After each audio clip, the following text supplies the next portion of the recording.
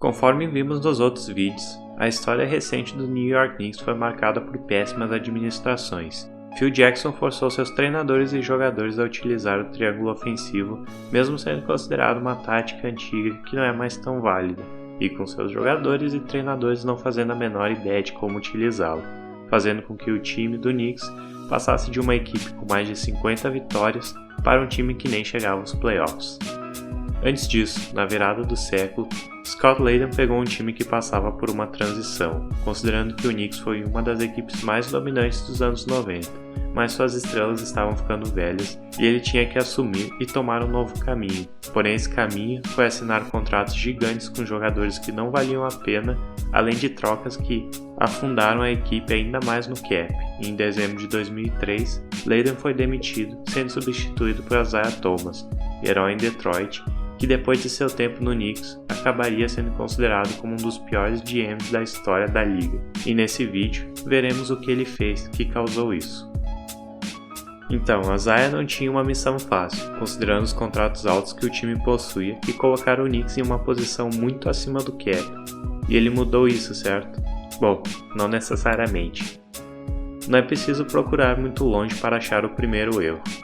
Em janeiro de 2004, alguns dias depois de assumir o cargo, Thomas fez uma troca que envolveu vários jogadores, além de 2 escolhas de primeiro round com o Phoenix Suns, e recebeu Stephon Marbury e Penny Hardaway, que já não era nem a sombra daquele armador que atuou pelo Magic, principalmente por problemas com lesões. Alguns dizem que essa troca foi como colocar um band-aid em uma ferida de bala. Basicamente o time era ruim e ele tentou achar alguém para mudar isso. O problema é que ele trouxe 2 jogadores mais velhos, com contratos enormes, piorando ainda mais a situação do cap. Bom, ele levou o time à pós-temporada em seu primeiro ano no comando, conseguindo incríveis 39 vitórias, 2 a mais que na última temporada. Isso mesmo, o Knicks chegou aos playoffs com um percentual de 47% de vitórias, mostrando quão fraco era o leste, e o time de Nova York foi despachado pelo New Jersey Nets por 4 a 0. Nessa temporada, 3 técnicos diferentes passaram pelo comando do time.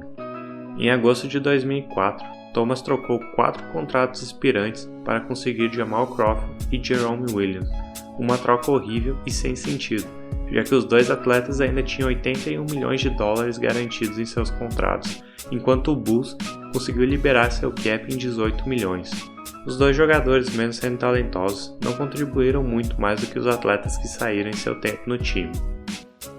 Em fevereiro de 2005, mais uma troca aconteceu, e novamente, Isaiah mandou 2 contratos expirantes para conseguir Maurice Taylor, comprometendo mais de 16 milhões de dólares para um atleta que não conseguiu nem 7 pontos em suas 2 temporadas pelo Knicks. Em maio do mesmo ano, uma oportunidade apareceu em que os times poderiam dispensar um jogador e seu contrato não entraria nas taxas que eles tinham que pagar por estar acima do limite do cap. Por algum motivo, eles decidiram dispensar Jerome Williams ao invés de Allan Houston. Isso aconteceu porque eles esperavam que Houston iria se aposentar, o que de fato aconteceu, e o Knicks ganhou um dinheiro de um seguro que tinha no contrato dele. Porém, tiveram que pagar as taxas, o que custou milhões para a franquia. Eles não chegaram aos playoffs, ganhando apenas 33 jogos. Começando a temporada de 2005-2006, Thomas contratou Larry Brown para ser o técnico do time, oferecendo um contrato valendo entre 50 e 60 milhões de dólares por 5 anos. Já veremos o porquê isso foi uma péssima ideia. Nessa mesma temporada, ele trocou vários jogadores, além de uma escolha que se tornaria LaMarcus Aldridge e a outra que seria usada para selecionar Joakim Noah, recebendo Ed Curry, Antonio Davis e uma escolha que viraria Wilson Chandler. Enquanto Davis foi um jogador sólido, Ed Curry teve uma boa temporada onde ele chegou a 19 pontos por jogo, mas lesões e o fato dele não controlar seu peso acabaram com as chances dele contribuir mais, enquanto as escolhas trocadas viraram estrelas dos seus times. No draft de 2005, ele também passou Andrew Bynum, selecionando Channing Frye-West. Além disso, ele assinou com Jerome James, pagando 30 milhões por 5 anos, e um atleta que jogou 89 jogos em 4 anos, sem ajudar em nada basicamente, não sendo o atleta mais valioso.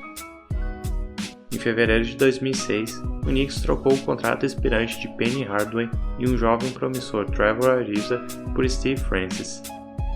Larry Brown disse que Francis e Marbury jogando juntos era tão louco que poderia até dar certo, mas isso acabou se tornando um enorme fracasso com outra temporada horrível. No draft de 2006, Thomas teve a chance de selecionar Rajon Rondo, mas passou essa oportunidade selecionando Renald Balkman. Ele também demitiu Larry Brown depois de uma péssima campanha, e ao invés de procurar outro treinador, o próprio Isaiah Thomas virou o técnico porque alguém achou que isso era uma boa ideia aparentemente. Jarrett Jeffries assinou como um agente livre, mas nunca foi mais do que um atleta que jogava quando a partida já estava definida, sendo mais um contrato morto no Knicks. Thomas também liberou Jalen Rose, que possuía um contrato gigante, para poupar 3 milhões do contrato de 16 milhões de dólares de Rose. Porém, seu contrato era expirante e ele poderia ter usado ele como uma moeda de troca, algo que parece até ser lógico. Porém, Isaiah pensava diferente e o Knicks novamente teria apenas 33 vitórias em mais uma temporada horrível, sem nenhuma perspectiva de contratar alguma estrela. Antes do início da temporada de 2007-2008, Thomas trouxe Zach Randolph em uma troca que envolveria Steve Francis e Channing Frye, mas a dupla Eddie e Zach deu errado, mostrando que Thomas ignorava a química da equipe, indo atrás apenas do melhor jogador no papel. Além dessas péssimas decisões, Isaiah Thomas também trazia problemas fora das quadras, assediando sexualmente uma funcionária do time.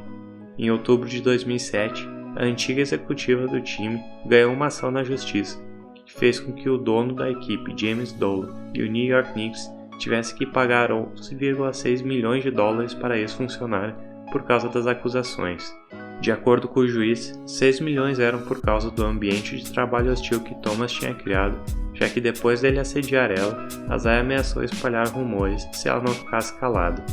E os outros 5,6 milhões foram porque ela foi demitida depois de reclamar de Thomas, e o mais incrível é que ele não teve que pagar nenhum centavo dessa pena. Eventualmente ele seria substituído como GM por Tony Walsh, mas iria terminar a temporada como treinador da equipe, acabando com um recorde de 23 vitórias apenas. Essa seria a sua última temporada no time e não era por menos. Em seus 4 anos pelo Knicks, foram apenas 112 vitórias e 216 derrotas. Seu tempo ficou marcado principalmente por esse episódio de assédio, mas a equipe nunca evoluiu e as suas trocas não faziam efeito. Ele nunca soube aproveitar o valor de um contrato expirante, trocando vários deles por jogadores que não eram bons e tinham contratos garantidos, e ao invés dele arrumar os problemas com o cap, ele só piorava ainda mais. Stephon Marbury foi a principal contratação, mas ele também causou muitos problemas por causa de sua atitude, e no final, o time do New York Knicks passou a década inteira como uma das piores equipes, e a administração de Isaiah Thomas provavelmente pode ser considerada a pior de todas pelos problemas dentro e fora das quadras. Espero que vocês tenham gostado dessa pequena série que mostrou como a administração de um time é importante, já que mesmo sendo a equipe mais valiosa da NBA, o Knicks passou uma década inteira sendo uma das piores equipes dela. Obrigado e até a próxima.